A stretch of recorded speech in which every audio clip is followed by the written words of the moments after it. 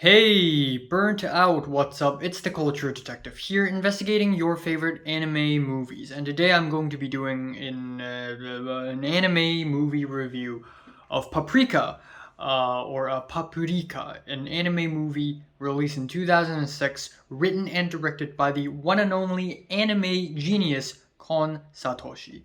So about a year ago, I believe, or maybe a couple years ago, I watched and reviewed Perfect Blue, which is the most well-known movie and the most well-known release of all Kon Satoshi releases. And Perfect Blue is released in 1997, and it is essentially a psychological horror film about fame and identity, and it is really well known all across the internet. There have been tons of video essays on Perfect Blue on movie rating websites, IMDb and Letterboxd, and a lot of other websites. Perfect Blue is held as high. It's held high as one of the greatest anime movies of all times. So I watched it and I love it. I think this is genuinely one of the best psychological horror movies I've ever watched.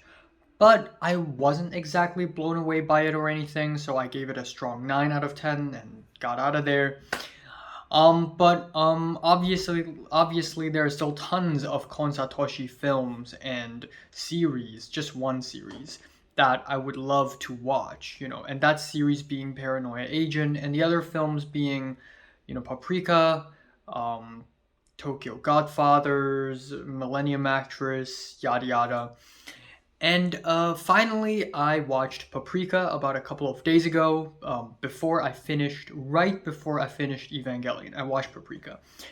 And holy shit, it is fantastic. And I may like Paprika even more than Perfect Blue. So Paprika essentially is an anime movie about dreams. We have this tech company where a bunch of doctors developed this new technology where you can lucid dream and you can enter someone else's dream and share dreams and all that stuff. And somebody stole this technology and became a terrorist and terrorized other people's dreams. So essentially, what happened is that those people have to catch the dream terrorist. And that's basically this movie. Very simple, 90 minutes. And if you find this movie synopsis kind of similar, is because you're right. This movie is actually really similar to Christopher Nolan's seminal, fantastic Inception, which is one of the first movies that I've watched in my life that I enjoyed, and it's definitely one of my favorite movies of all times. But I kid you not, Paprika came out in 2006. Inception came out in 2010. Now, yeah, sure, there are tons of claims on the internet right now saying that Christopher Nolan ripped off Kon Satoshi, and he isn't even the only filmmaker who ripped off Kon Satoshi. I mean, Darren Aronofsky clearly ripped Kon Satoshi off with Black Swan. But truth be told, Christopher Nolan already had a concept for Inception back in 2000. Though, to be fair, it's still very much possible that Christopher Nolan had stolen some ideas from Paprika. But anyways, what I'm trying to say here is that Paprika, by the time it is released in 2006, the premise of Paprika is still some of the most original that cinema has to encounter.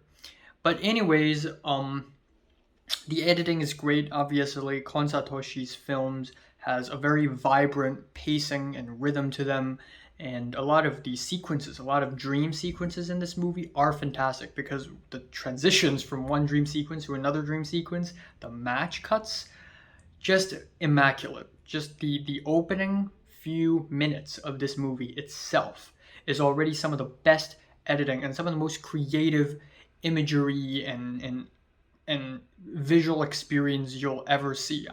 I watched Paprika on my laptop. I wish I could have seen it on a big screen because it would probably just blow me away if I watched it on a big screen. And I also like the colors. It's incredibly vibrant. Just when the movie started, before there were any characters on screen, just the red and the green, just the saturation of these colors, you could immediately tell you're watching a Kon Satoshi film. The score by Hirasawa Suzumu is also really well done. It's kind of electronic and synthy, and it's kind of weird, but it just fits in with the very cerebral tone of this movie as well. So obviously, I like Paprika more than Inception, even though I owe Inception, because Inception is one of the movies that got me into movies.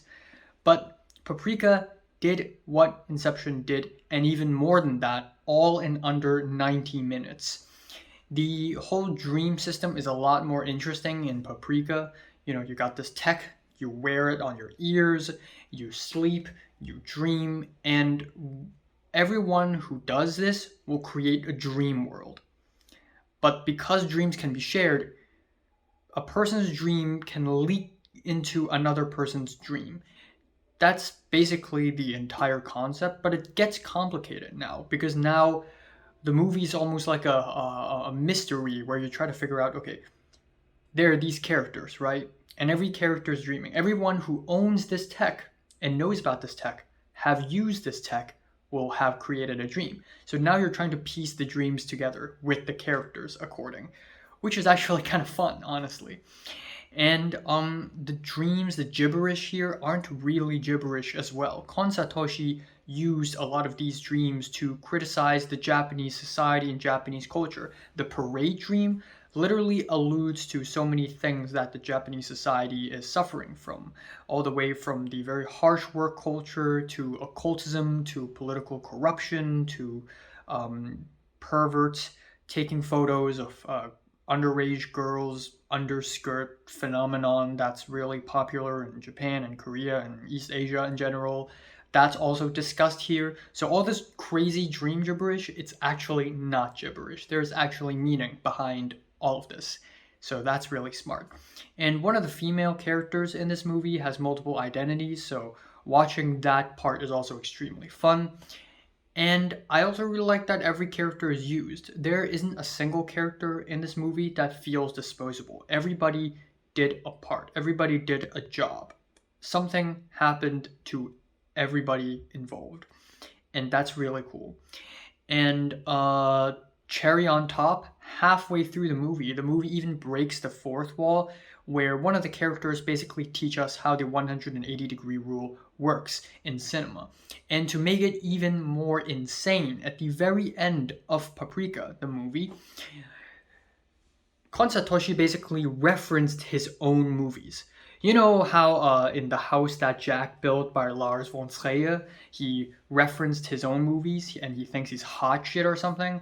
Well, guess what? Kon Satoshi did it first. Now, to be fair, Kon Satoshi didn't literally put a reel of his other movies in his movie. That would be stupid. But he referenced them, and in a way, it's almost like a fun little cherry on top, like an Easter egg. So yeah, it's confusing. Don't get me wrong. This movie can get real confusing. But at the same time, I don't think it's confusing because the writing is bad or anything. I think every single scene here has a purpose, and it all comes together. And it just makes the movie so much more rewatchable, and I just really love that. So yeah, needless to say, Paprika is one of the most amazing things I've seen in anime or in movie. And I'm giving it a 10 out of 10, no doubt about that. And it might be my favorite anime movie I've ever watched in my life so far. Yeah, if I could watch it on a big screen, that would be great. So yeah. So have you watched Paprika? From 1 to 10, I was rated, like, and subscribe if you want more. And thanks for watching.